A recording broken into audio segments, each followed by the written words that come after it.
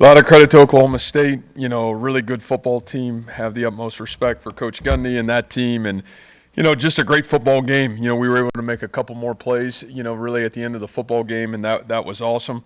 Man, credit to our fan base. I think it took everybody in here, and it was great to be at home and special environment today. So with that said, I'll certainly open up to you guys. Matt, when you think back to this game, what a few plays, a player, whomever, what are you going to remember? Yeah, I think more than anything, the character of this game is kind of what we've talked about here. Man, it's not always going to be pretty. It's not real easy. And yet you got to keep fighting and keep willing to not look at the clock until the clock strikes zero. And, that's easy to say all that stuff and sit here and say that stuff, but it takes great leadership within the player-driven leadership to be able to really do that. And I thought our kids did a great job. We were teetering a little bit, I thought, at halftime, and I thought the resolve of our kids coming out in the second half was awesome. And like I said, I think to me, I don't even know if it'll be a player or players. It'll be the character and resolve of our kids and what we've talked about here really since day one. Think of Brock's performance. Yeah, and I peeked up at the end of the game and saw really what it was, but man, I great performance, incredible poise. Man, that's a great defense and great players on that side of the football, and to be able to be as efficient as he was and do a great job taking care of the ball. And I just thought he was outstanding. So, he certainly, in my opinion, was one of the big differences for our program today. And, boy, when your quarterback plays the way he plays, it gives us a great opportunity to be successful. Huge game, but one thing I wanted to ask about, you came back to him, I think, 3 times after they had that call. Yeah.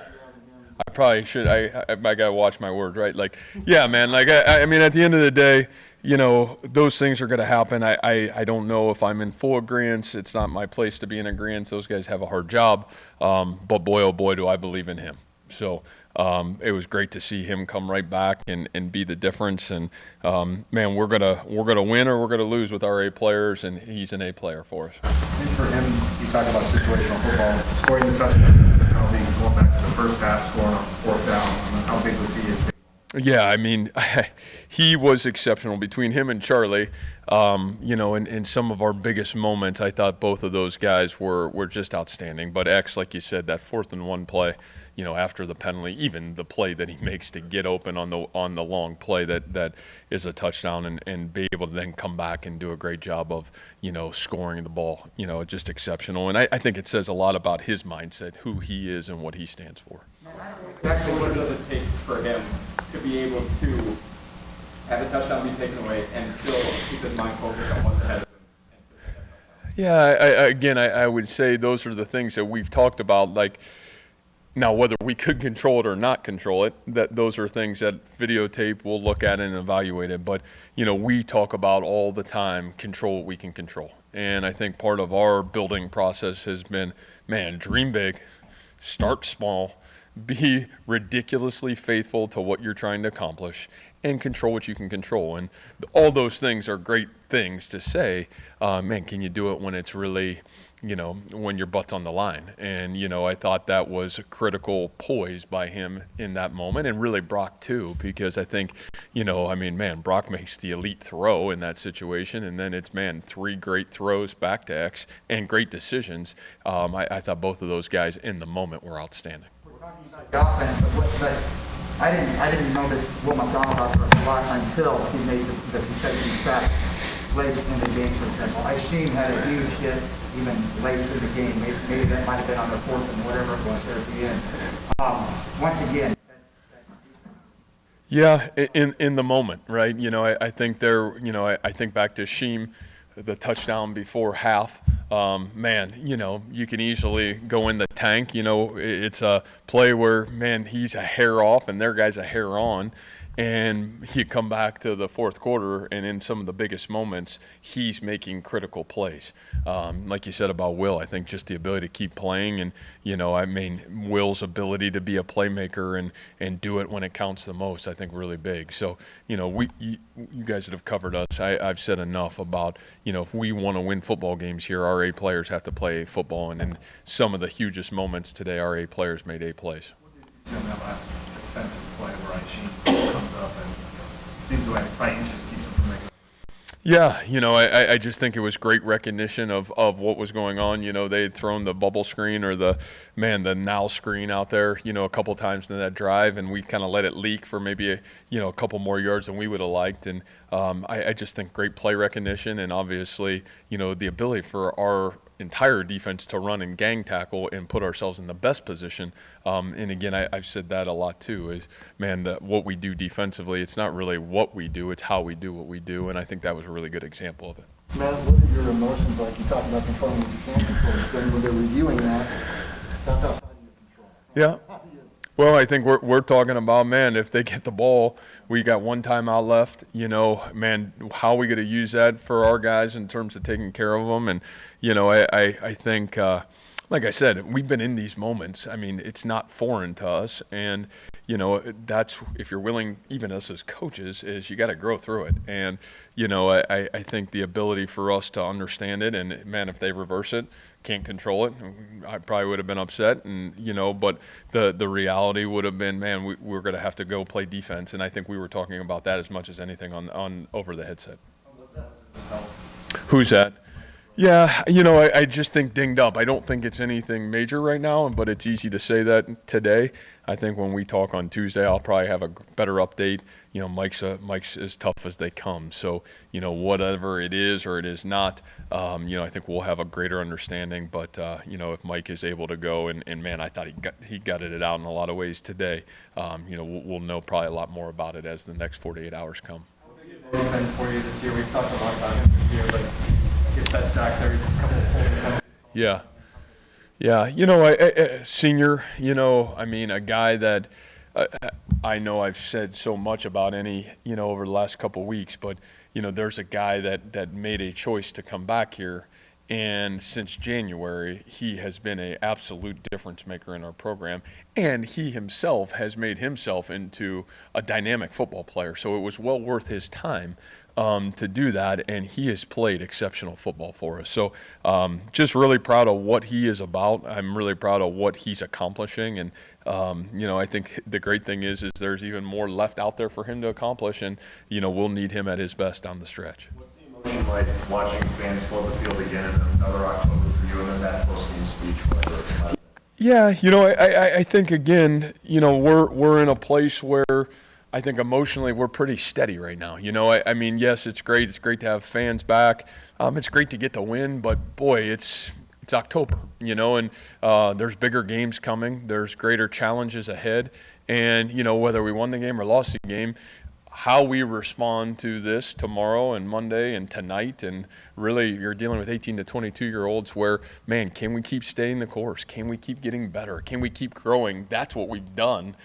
We haven't let the result dictate our behaviors, and can we keep doing that? So I think really my message has been that, and honestly I was thinking that right away. I mean, that's a great team. That's a team that's going to keep doing great things, and we've got the ability to be a great team.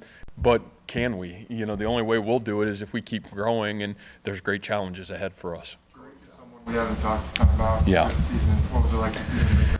Yeah, one of the biggest hugs I probably gave in the locker room after the game was to him. I mean, for Tariq, he is, he's just such a special human. And he's one of those guys in our program that has had to overcome so many things.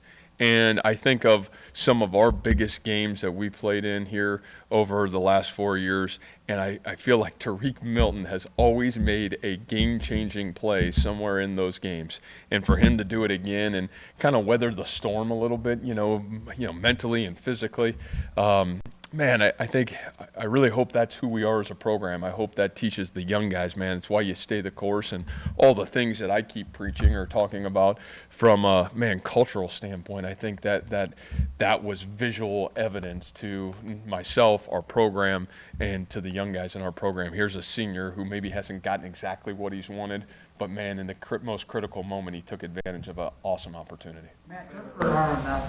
You've been a little more aggressive on fourth down, it seems like last year. Is that a situational shift or a philosophical? Yeah, I don't know, and I don't even know if they're right. I mean, I'll be honest with you. I was kind of questioning them, both of them. Should you have taken the points early in the game, or at least attempted it? Maybe. Man, should we have punted the ball, that over there and played defense? Maybe. But I keep telling our kids, man, be fearless, be relentless, and man, you don't want to have any regrets. And so, I think from my end, I believe in our kids, I believe in our team, and I believe in our defense and offense. So, to me, those are great questions. You can probably, man, you lose the game, you probably say, man, you question them more than when you win it. But I think those are things you evaluate and you second guess all the time. But I don't know if it's I just think you're trying to play to win in the moment, and I think that would be my answer to it. And like I said, I don't know if it's right or not. I felt like the flow of the game and in the moment it was the right call, but I think you can always evaluate those and see if you could do it better the next time. I meant two things. Mevis punted today, and the other one, just for our own knowledge in the future, what did the officials say if the big call was right on? Yeah, the X piece, they said they felt like he high stepped, and that was enough to cause a penalty. If that is, man, it'll be a great learning opportunity for us, and we'll grow from it.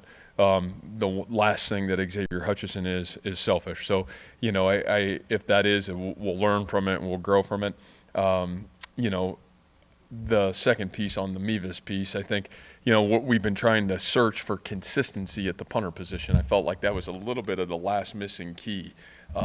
And Andrew, you talk about an A player. I mean, Andrew got dinged up in the spring. We missed him most of the summer. And, Andrew came to us, and he was the starting kickoff guy. He was the starting PAT kicker, PAT and field goal kicker, and he was also, he was our starting punter. And, we really hadn't gotten an opportunity just with his health to give him a lot of quality reps. That bye week, we started, giving him some reps as the punter. And, there's something really special about him. I think he's one of the most unique and special specialists I've been around, just because, man, he's like a pro. And so I think he gives us consistency. I thought he was awesome today. Man, I thought he did a great job and really handled the opportunity really well. And, I think we'll keep evaluating, because I don't want to put too much stress on him where he becomes a jack of all trades and the master of nothing. But, so far I thought there was really good positive results today from it. Coach, with talking about the years that you've been here, trusting the process and learning, and I guess how is this stretch that you guys have had different than in previous years, where with the expectations that you had at the beginning of the year, just a rough start, but with the last 3 games, with how you managed to really turn things around and after a victory like that? I know there's still a lot of season left, but I guess how is this maybe a little different, than trusting the process and the growth of this program? Well, I think it's easy to it's easy to have trust and faith. It's like anything in life, right? It's easy to have trust and faith when it's going well, right? It's not real easy to have trust and faith when your back's against the wall and things are going not well. And, to me, we're not naive. Like, it's college football is really hard. We're not one of those programs where we're ever going to go up the really nice, smooth side of the mountain. Every year we play, I don't care what they say before the season, and I really don't care really what anybody says. It's going to be the rough side of the mountain. And the leadership, the character, the team, that's the only chance we have a chance here to be successful. And I think over the course of the last 5 years, we've seen when it's gone well, and we've also seen maybe when it's failed or not gone as well as it could have.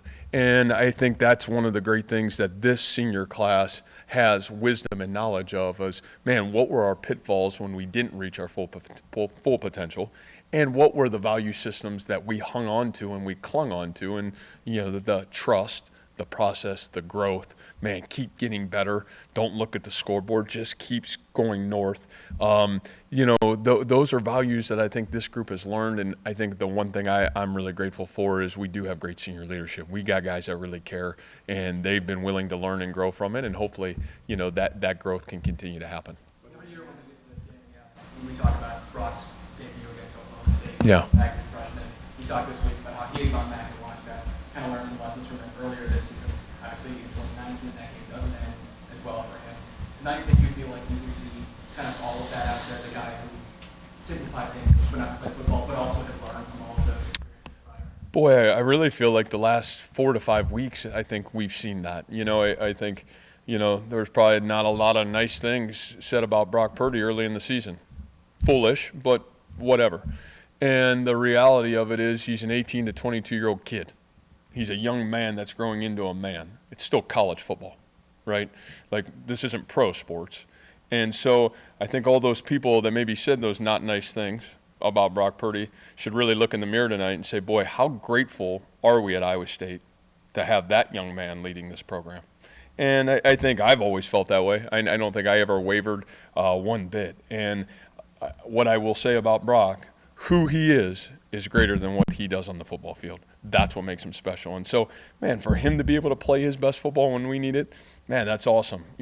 Whether he played great or not today, I know I'd still believe in him. But, man, for him, that's awesome because I know how hard he's worked to get to this point. But I really feel he's played that way over the last 4 to 5 weeks. What does it say about your team? You can constantly be down in the left for about 15 minutes, face those penalties and face those big fourth downs, and still kind of keep your eyes on the prize and continue forward. Yeah, I just think that's team football. Like, that's our sport. You got to have great character and grit if you want to have the ability to reach your full potential, and I thought we showed that today. What did you say to Brees after that touchdown? Obviously, he had a tough start, but really opened up that second half. What did you say after that? Yeah, I think whatever I said, probably wherever it was more of, hey, let's get ourselves rolling, and I was really proud of Brees's response because I think and I think we knew that. I mean, they're going to put 9 guys in the box, and they were going to challenge them, and they were going to make everybody else have to play really good football. And, I think that can be frustrating when you're the A player and everybody's gunning for you.